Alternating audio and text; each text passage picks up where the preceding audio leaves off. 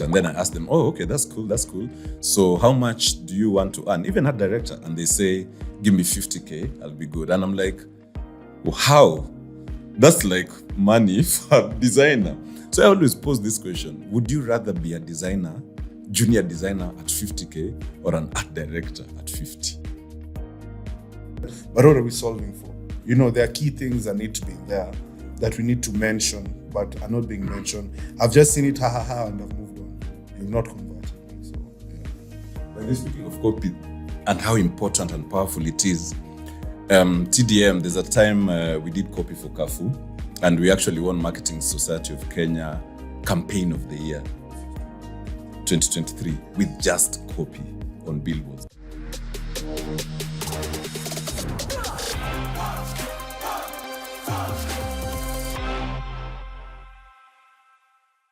Hey guys, welcome to the Creative Collab.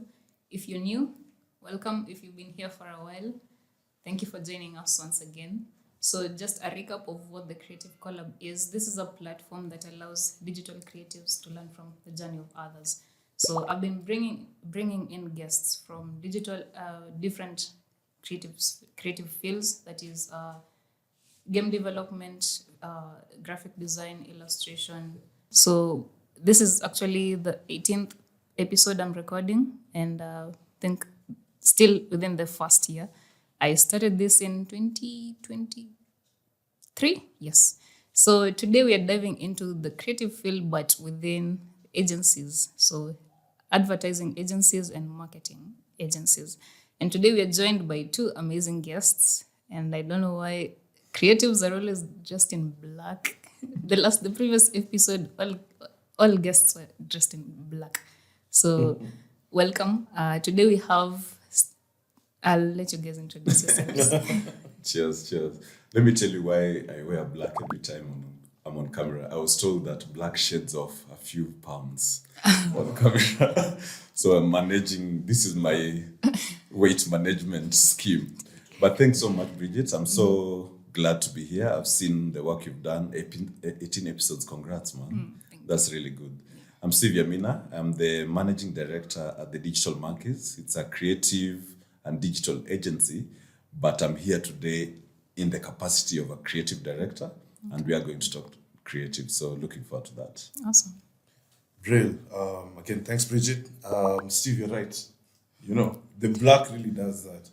I think a lot of creatives know that. We're always sitting on our knees the whole day. Again, also congrats on 18 episodes. Clearly, the podcast is about to take its ID. You know. Name is Samuel Onyando. I'm an associate creative director at Digitribe, which is a partnership between EABL and Ogilvy Africa. And yes, I'll be here as a seasoned writer, storyteller, and just to engage and touch base on all matters, stories, and writing. Awesome. I know some, but when I read his profile, I was like, this is some I know. Your profile, I was like, that's I have to prepare. No. We had to. I mean, I think these things, if you don't get people start knowing, what you actually do beyond our day-to-days, you never really get out there. Sure. And I have to learn from the master himself. And also I have to learn from the master himself. So you guys actually know each other before? Yeah. Funny enough, we serve in the DMA committee. Yes. The other time I said committee. Guys are like a very committee. What is committee? So we serve together in the DMA committee. DMAs are the Digital Media Awards that happen every year. I think they've happened now for... It's going to be this might be the 8th year. The 8th year, yeah. Yes. So basically it's just awarding people who are outstanding in digital. And I saw one of the questions is around awards, do they really matter? So looking forward to digging deep into that. Yeah. Okay. So when you guys started out as creatives, did you think that this will be your field? Like you'd be seated on a computer or a laptop the whole day just typing in? Interesting. So Steve has a number of years under his belt. But I think stop carbon dating. But I think what changed, for a lot of creatives is there was a shift. I think post-COVID, there was a shift in terms of the creative approach to learning, how how guys interacting with client, and subtle things like picking up a book and reading. Because I recall when I started, I was fortunate enough to work in a boutique agency where we had OG Class A. Oh, OG. Yeah, with Alvis and Sticks and Araka had done this thing where they had collected all their books over the years and they made like a makeshift sort of library. And we're all encouraged to constantly go in there, pick up a book an hour before you go home, read something. That's when you interact with Bill Bernbach books. You Ken Seagal talking about Apple and how he supported the business. How to pitch, how to win a pitch without pitching. All those books I know you've interacted with. Those kinds of books. And those ones get you excited for the industry. So those days, even when you're sitting behind the laptop or the machine, you're not feeling pressured. You're actually looking at it as a way to project and share, put your ideas, just put them all out there.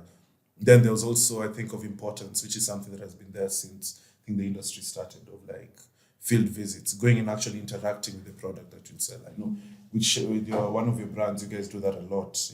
You actually have to go on ground to understand, as opposed to just being given the brief and told, make things happen. I think that is a big shift in terms of that nowadays. So a lot of people are not getting that exposure of actually interacting with the products, unless it's on your own accord.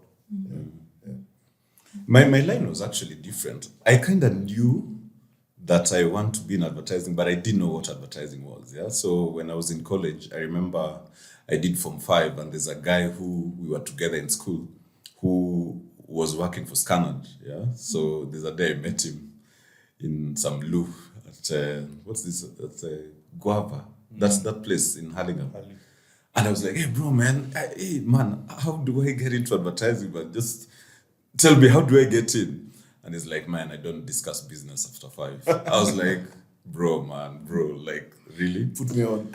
So 2 things happened. Number 1, there's a time I meet this white lady, and it was so weird in town, and we go to Yaya and we have coffee. She has a child, and she tells me the husband is in advertising. He's a copywriter. I'm like, that's cool. So the following week, he sets me up. He tells me, I know Safaricom are looking for something. That time there's an agency called Tequila. Go there and see if you can be, whatever can happen. So I go there. The husband happened to be a guy called Jerry. So Jerry was a good copywriter. I don't know if you know Jerry. Old school, yeah. Anyway. So I get there, and Jerry just tells me, hey man, the people who've already interviewed to be face of Safaricom, man, who is he? And even me, I was like, I don't even know. So he's like, do you do copywriting? I'm like, no, I've not done law. He's like, what do you mean? I didn't even know what a copywriter is. But fast forward, somehow my life in one way or another was surrounded, coincidentally or by chance of stars aligned, I don't know, whatever you believe in, but to people who were in advertising. So one of the people who ended up becoming my friend was working for an agency called Newton. And one day he just told me, pass by and chat. And I passed by. I did an interview on Monday. I was sitting on a desk. I didn't even know Photoshop. I didn't know Illustrator. I learned all that stuff over the weekend, it was really terrible. So pretty much in terms of education, I did journalism. So there's a time I was watching news, and I saw, I think it was a bank doing their AGM, and I saw a journalist there writing, and I'm like, man, that's not what I want to do, to be honest. What else can I do around advertising? And there was no school for advertising, to be honest. Yeah, so that's the path, and the rest, as they say, is history. Yeah. It's funny you mentioned that, because I think writers, we've had that same thing of go to school knowing you want to study law, you have to pass history in English. Yeah. And I recall when I started, because my mom had interacted a lot with agency folk. So she's like, no, you're creative. I see you like to draw. You like. At least your mom understood what She had agency an idea. was. And she used to tell me, I don't want you to do marketing. I want you to do advertising. Oh, really? Yeah, she's like, marketing and advertising are a big difference. And then I think around that same time, a friend of mine who is into IT, he's introduced me to Mad Men. Oh, yeah. And I was obsessed. I was obsessed. I was like, this is what I want to do. So I think I entered with that Donald Draper mindset. Yeah, but makes a lot of sense.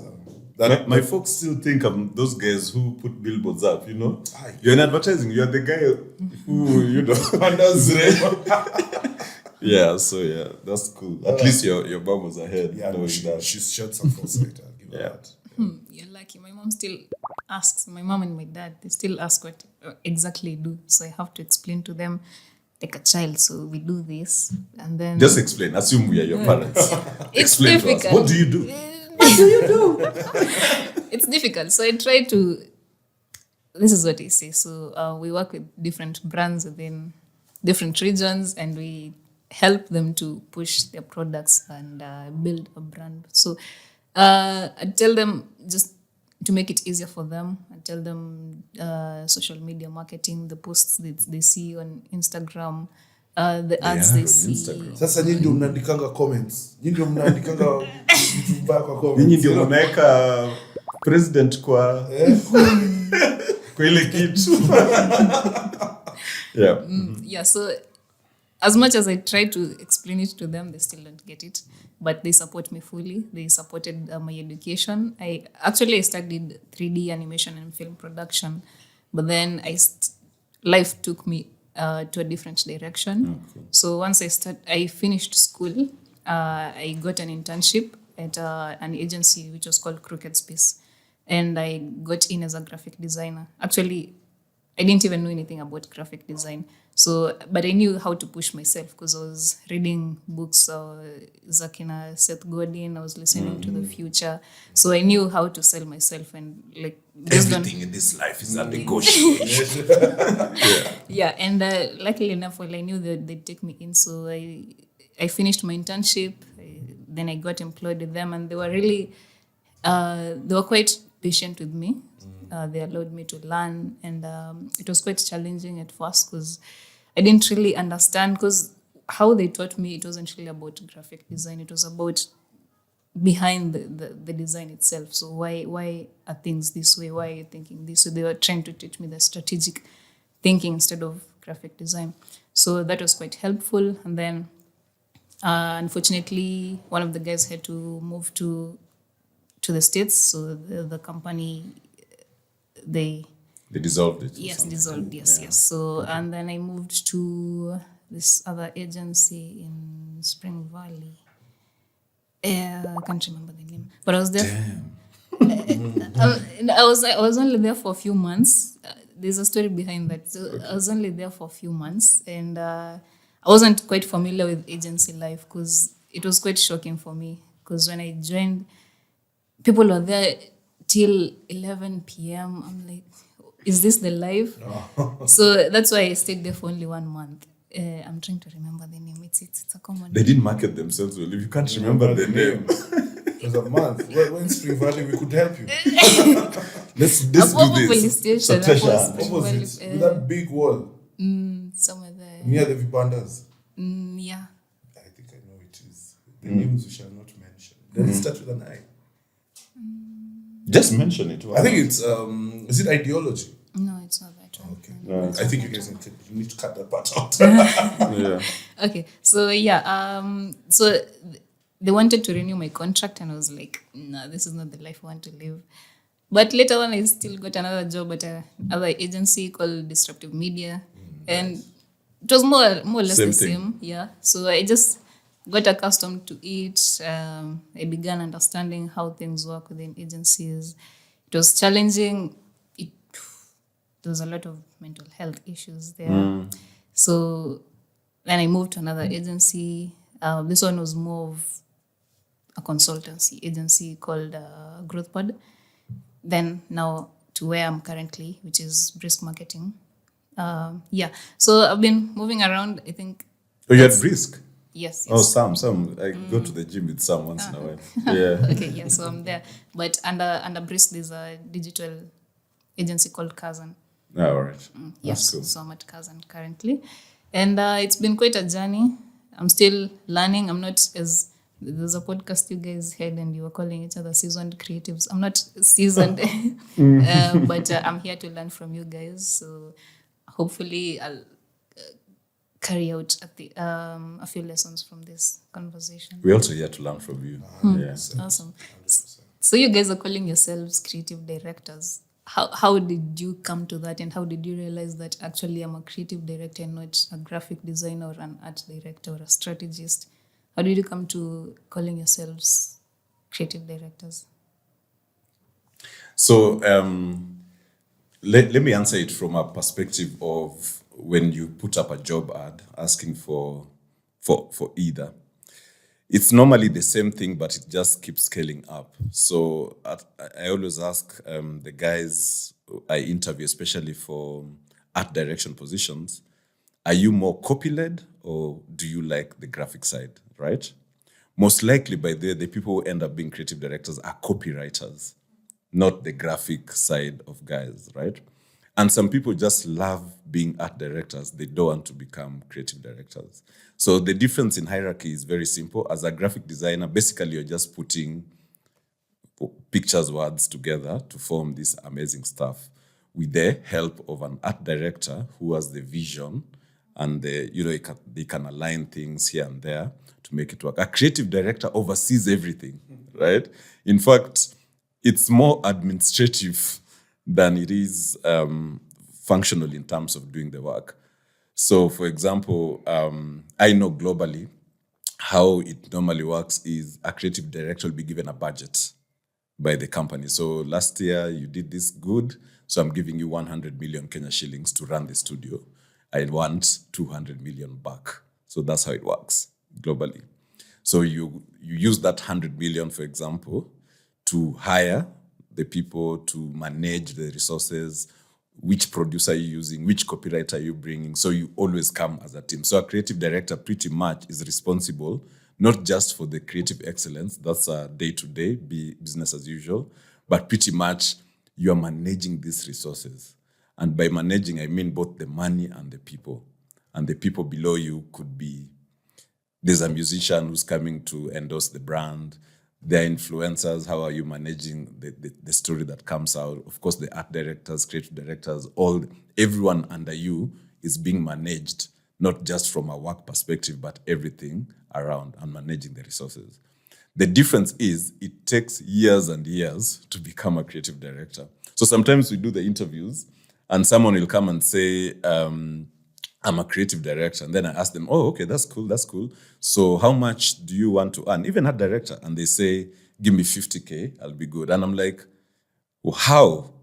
That's like money for a designer. So I always pose this question. Would you rather be a designer, junior designer at 50K or an art director at 50? What would you rather be? They always say I'd rather be a junior designer at 50. Because, of course, now there's room for progression. But if you come and say you're a creative director at 50 Gs, I'll just know you don't understand what you're doing. Because the years that you put in to get to that title, because you're responsible for a lot for clients' brands. So it cannot happen overnight. I think the rule Kitambo used to be 20 years. But, of course, technology, people are learning smarter. You can shorten it. But back in the days, less than 20 years, you can't even call yourself. Sometimes even that director, you can't. 100%. I mean, for me nowadays, how I look at it is, so for me, I'm an associate creative director. So I still have to do the day-to-days, still support the team. And my admin work is not as much as what Steve would do. I mean, I have my CDs now to support with that. But for me, one thing that is important is channeling the fact that you're a brand custodian. You know, a lot of people have forgotten the fact that you're not just creating for the sake of creating and having fun. I mean, you have to do that. But at the end of the day, you're solving a business problem, like you're saying. True. That's why you're given a budget to work with and you're told to double it. It's business, you know. So, and you have to do the time. Everybody knows about the 10,000 hour rule. I see a lot of Gen Zs coming into the workplace with all these high expectations without really putting in the work. So like even when you're saying about leaving the office at 11 at night, bro, we've done that. But be careful, man. Well, don't mention Jay-Z. No, I'm not being disrespectful, but to be honest, I love that because it shows there's gonna be a shift in the industry, and it's either adapt or die for us guys. But we have to accept that there has to be a cultural exchange. Yeah, there are things the old guard knows that the new guard needs to learn, and vice versa. That's the only way we'll work cohesively. Yeah, not coming into the office and say, you know, occupy this space. This is how it's gonna be done. We have to meet halfway, because none of us know everything. We always have to learn from each other.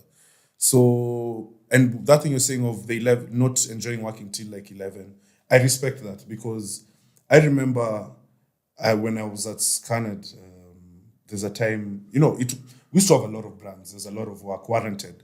Yeah. And constantly trying to churn out great creative was the MO. And we'd have those nights, those nights, the weekends, you're working late and whatnot. But we had to create a community within ourselves. Your team, it's you're the writer, you're a director, you're DTP guy. Your CD would even come in and say, you know what, let me hang out with you guys. Let's get this thing out done. Let's get this thing out together. So when you look at that spirit of camaraderie together, working over the weekend, it sort of takes away that heaviness of what you're doing. But it's still not a good thing, I'll tell you. Because as a creative, you need to, rest, sit up, put your feet on the table, do a lot of nothing, and then get that inspo, So those are the kinds of things that I embrace the Gen Z guys bringing to the workplace. That work-life balance, I think, is something that has lacked. And I think it goes beyond advertising. I think a lot of industries in general lack that. You'll see, I'm sure you see guys out there and you're like, hey man, your life must be nice, and making all this nice money and you're able to have a chill weekend and leave the office at 4, But it's work-life balance. It's something that we also have to instill in ourselves. So it starts with us at the end of the day. I was told a story once about this chick who joined an agency that used to be very busy. Yeah. And there's a day she was leaving the office at 7. And she was asked, where is she going? She said, home. And everyone was dying of laughter. It's like, you're going home at 7. Why are you going so early? Yeah. And she was like, what do you mean? I've given you 2 extra hours from 5 p.m. And guys were dying on the floor. They're like, hey, bro, you won't make it here. Because 9 p.m. was like the normal time people left. Like 9 p.m. is like 5 p.m. in advertising. But I always say and I tell guys this during interviews, advertising is very brutal, yeah? It can be very rewarding, but it's to churn out amazing work. And I don't think it's just in advertising. Whether you're in music, whether you are in any art form, I always feel like for you to produce amazing stuff, your passion needs to drive you beyond 5 p.m. No one will tell you, and I've seen it myself, everybody whose passion has pushed them beyond 5 a.m. always ends up very high in whatever place they go. The guys who leave at 5, it's fine. No one is keeping you there. Of course, mental health is really important. It's just work, end of the day. Your health and your mind is really important. But to be honest, the people who do the time, put in the extra hours, like I was told, you remember that story about Ronaldo? When everybody has left, it was Beckham, sorry. When everybody has left, after many hours of training, Beckham used to do, I don't know how many shots of a free kick, how many shots of penalties after everyone has trained. And we all know today who David Beckham is. I'm sure we don't know other guys. Just that extra, and it has to come from you, to be honest. Yeah. I think it also depends on priorities. If your goal is to be the best, then you have to put in the best. Yeah. I can't let that one go. Yeah, it was right there. It was right there. Yeah, you have to put yourself, you have to just do the thing. I always tell guys, just do the damn thing. You want greatness. Greatness is not given, it's earned. Yeah, so that's why even when I look when you start a Guinness, you want greatness. Give a man half a chance. You can see those old ads, Michael Power. No, but and that's why I can comfortably say the places where I worked late, and I credit them to where I'm at now. Mm-hmm. Because yes, you're working late, we told we need to finish this, you kick about it, But when you're sitting there and you look back maybe years later, like that experience got me here, and I'm grateful for it. True. Yeah, you have to earn your keep. Mm-hmm. Yeah. I think the challenge comes in because I'm sure people are willing to put in the hours. I think the challenge comes in where you find there are no proper workflows. So you find there's a lot of commotion within the departments. Maybe the brief wasn't understood well. when it came to the creatives, you find that probably there was some miscommunication, and then there's a lot of back and forth. I think that was my main challenge when I quit some places. I think my main challenge was just that miscommunication and the multiple back and forths. But you guys mentioned something that I think it's a nuance within the creative field. People don't really understand art direction and creative direction, because the creative directors I've worked with, they do all the they do the design work. They don't do the strategy and bring it to the other team to work on the whole project. So that's why I've always wanted to immerse myself in different agencies to see how different agencies work, because I feel like my exposure where I've been, I think things are not how they should be, I guess. Because from how you guys are talking, things are different. So because you're mentioning creative directors, their job is to oversee the whole project, and then they bring it down to the other departments. Interesting. I should. But to be honest, also, it has a lot to do with resourcing, yeah? So the big agencies can afford to do that. I remember there's a time I think Scania had like 10 creative directors because they have many clients and they can afford. If you're a startup agency, you cannot afford to have all those levels that are needed. Even nowadays, some agencies don't have copywriters. Of course, ChatGPT has helped. But I guess it just depends on how that role has been defined. And I really like that you're talking about systems and how, you know, when you look at your JD, you need to be very clear what your job description is. And not just a paper, what we do, we try and explain to people, this is what is expected from you in this role. So sometimes you'll find a creative director doing graphics and design. The really established ones will not touch that. They will not. And in fact, they'll be working less hours. But sometimes people have a misconception about that. It's like, this guy is not working. But you can find that mind that he puts on that idea is a game changer. You know, that direction. Imagine you are all lost in the wild. You're down at sea. There's no one to pilot the ship creatively. And now here comes a creative director who tells you, who exactly knows where this ship needs to go. And even the client is blind. The client is also in that ship. And they can steer. That's why the client has hired the agency. And they can steer that ship to success, to making consumers enjoy and love this idea, those great ideas. And by the way, you can't do great ideas every time. That's another thing we can talk about. Sometimes you just need an idea that works for the client and for the consumer. So that person sometimes is really instrumental. I've done consultancy for some agencies and I meet creatives right there. They have the ideas, but they just don't know how to bring it all together. So you find 10 ideas are being pursued and they can be condensed into one really good idea with subsets, you know, version 2, version 3.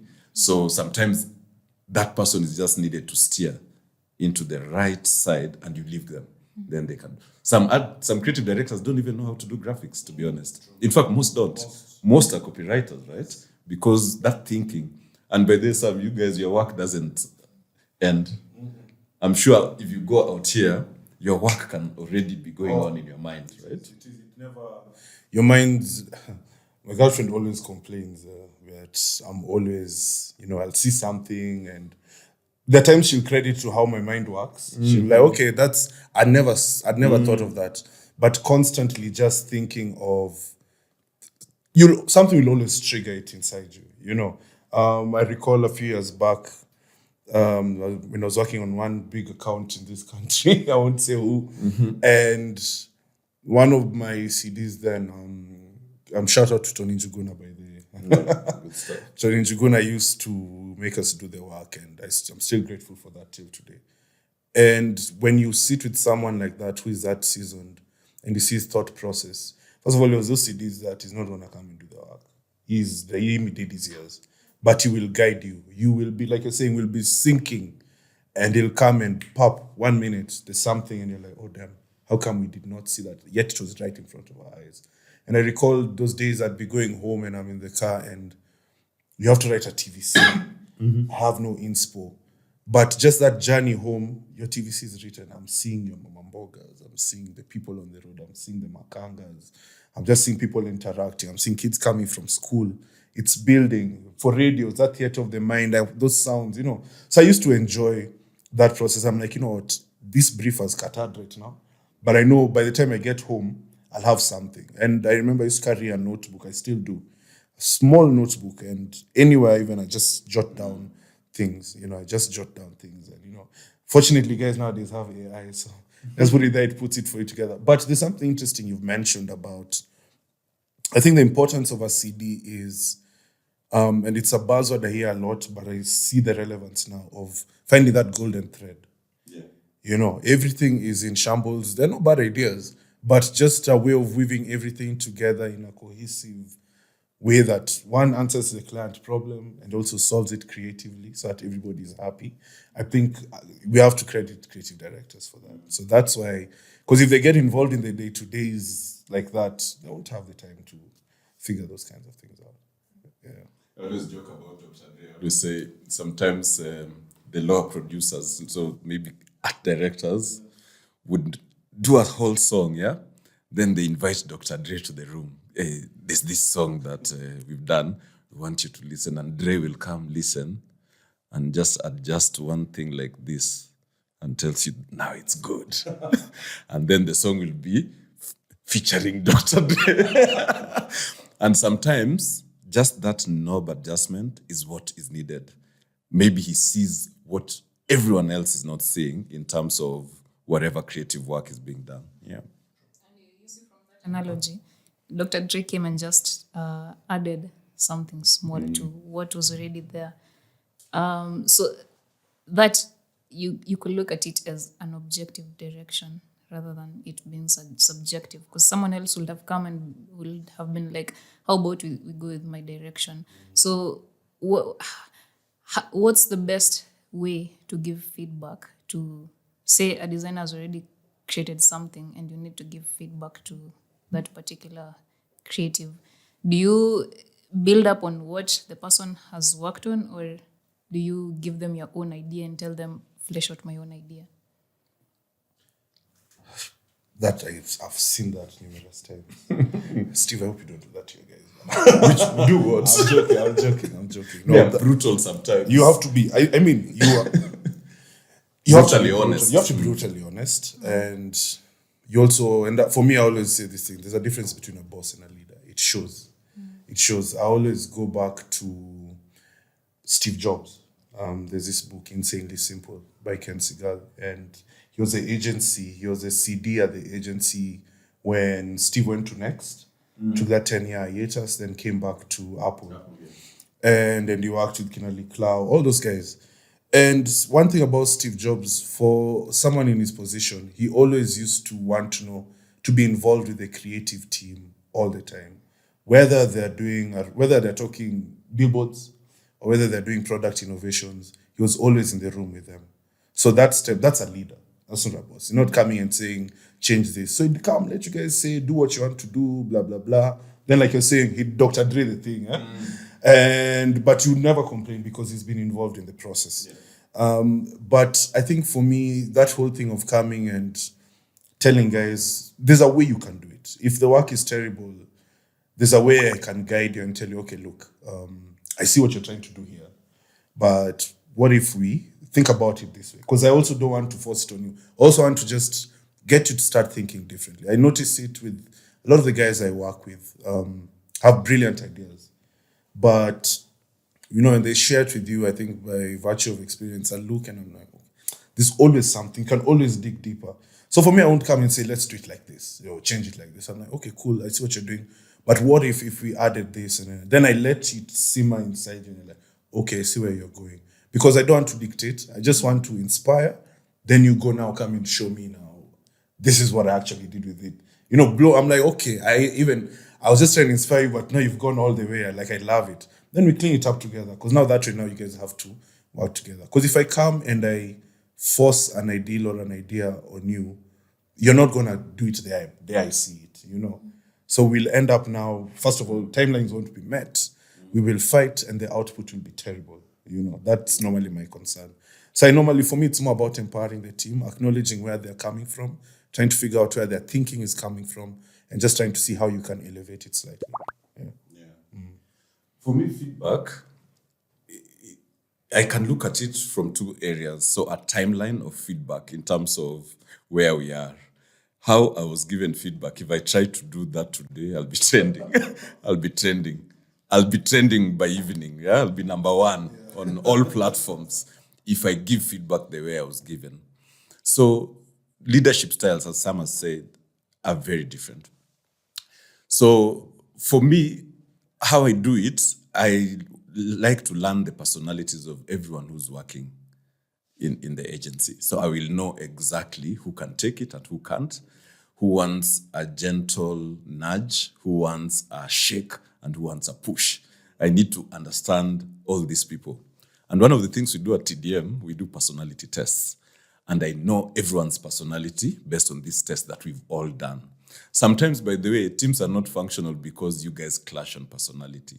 So we do 4 quadrants, and I know I cannot pair these people like this because they'll fight. I cannot pair these guys, they'll do a lot of talking, there'll be no work. So we pair guys based on their personalities. Now that I know that personality, I know that person who, calling them to the balcony, okay, we have balconies, and I'm like, bro, man, hey, hapo man, umeniangusha, yeah? I think you can do better. They don't want that public feedback, where they'll feel really and they lose it. And there's someone who I can enter the studio, I'm like, Maze, what is this? Ini, because I know they can take it, yeah? And they'll be like, oh yeah, after me, I know. Let me do it. So I always just encourage, the feedback needs to be very clear, and it needs to also have a way forward. Not just, I don't like it, man, you can do better, which, by the way, I've been done for before, and it helped me. I used to have a creative director. She came with an art director, and I hated them because of how they used to work. But years later, I understood exactly what they were doing. My art director I was a graphic designer at that time. He just used to be like, no, we had done logos. No. Dig deeper. In fact, you've said that word. You've said dig deeper. I've shivered. I've remembered him. I'm like, break, cut. Anyway, so like everything, actually, Steve Jobs was an asshole to work. He was. No one enjoyed working with him, but look at what he did, right? Yeah. Sometimes I feel like also you need to understand when to be firm but fair, and sometimes you can be lax, because also my mantra is people's lives are on the line with any laxity, right? So if one person in the team is not pulling, we lose a client, we are firing people. It's that simple. So I'd rather be tight with people on the spot to deliver what is needed, rather than laugh and be lax and be so that you can think you're good, yeah? Because no one has ever told you. Sometimes it's good just to tell people like, hey, man, over here, no one is. In fact, I just normally tell guys, if you had plans for going home in the evening, forget until we get this thing done. But most of the times when that's done, everyone understands like, enyewe, we need to push. And we push even till 3 a.m. sometimes. Yeah. Sometimes you think you're good until someone tells you you're not. Oh, yeah. Currently, that's where I'm at. Because why I left because I wasn't feeling that challenge. So when I came to Brisk, I got the challenge because I'm working with people who are better than me, who have more experience than me. So I came there, knowing that I want the challenge, but also thinking that I'm good. So my biggest challenge currently is now receiving those feedbacks, because sometimes I feel like I'm being attacked, and sometimes I feel like they're against my ideas. Yeah. My ideas are wrong. So I'm trying to build that open-mindedness to accept the feedback and look at different perspectives. But I talked to Eugene Omolo, yes. And I wanted to hear his perspective on this. And he told me his direction on giving feedback is he creates a marking scheme for what is a good design and what's not. So he stops the feedback from being subjective to being objective. Yeah. So when a designer brings maybe the artwork, if it doesn't meet the cut line of the marking scheme, it's not good enough. So they have to think of something else. So if it's above maybe the cut line, now they work on what's already there and they build up on that idea. And I thought that's a really good direction, because if maybe you push on just your own ideas, the other designers feel like their ideas are really not good enough or there's nothing within them. But if we build up on, as you said, you build up on what the other designers have. Yeah. It's I think that's a good direction. I think for the marking scheme is very important, but not but actually. Just to push the envelope, I always encourage guys that yes, we'll see this artwork is missing this. Then you think about what can be incorporated. And for me, I'm big on references. Right now it's Super Bowl season. Yeah. Bro, I am binging those things. Those ads. I won't wait for ad week to come and tell me that they're good, bad Super Bowl ads. I want to see them myself and make my own decisions. Yeah. And whenever I sit with like designers and art directors, and they've come, directors, of course, they hate feedback, especially coming from Oskumi Mouse, Sona Nyanganini, So for me, how I beat them at their game is I come with better references and a little design jargon that I know, mask this, add this there, But this guy knows. he knows. But I'm giving you a reference of, I can actually see even the subtle tweaks of this font needs, just throw in a shadow or use a bolder weight. Look at this reference, look at what this brand did. Can we play around with that? So now that shows collaboration. Like, okay, sir, you've told me the logo is wrong, placed in the wrong place, blah, blah, blah. But you've actually helped build this idea. Because they also get bogged down. They have a lot to do. So if you come with execution reference that they hadn't seen or just a different way of thinking, it actually inspires them and encourages them. And they'll end up coming back to you like a bank. You're like an idea bank. Like, hey, so for this, what do you think we should do? So that way now we just work together. Yeah. But when you've said jargon, there's a time, sorry, I'm going off topic a little. There's a time I used to be late with work, Those days we used to ban final artworks on CDs for the client because the net was crap and hard disks, So I remember, man, I'm so late, the rider is already there to pick the artwork to go for print. So what I used to do, I used to ban, let's say it's a movie, it's like a video that we are sending or a PDF.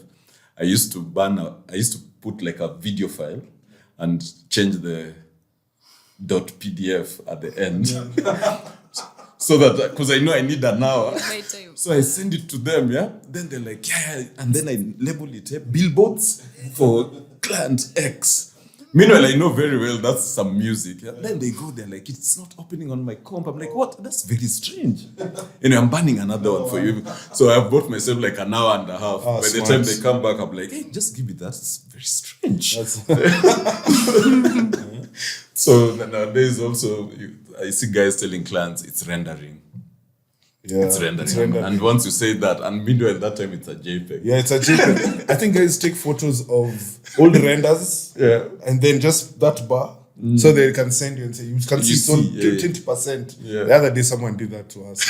He even broke it down and told us. So each frame takes about 10 minutes. So he's giving us the timeline. Bro, the work came the next day. But it's like from his projections, it was gonna be 2 hours. Yeah. So he managed us. Like 2 hours. Let's move on. Let's go about our day.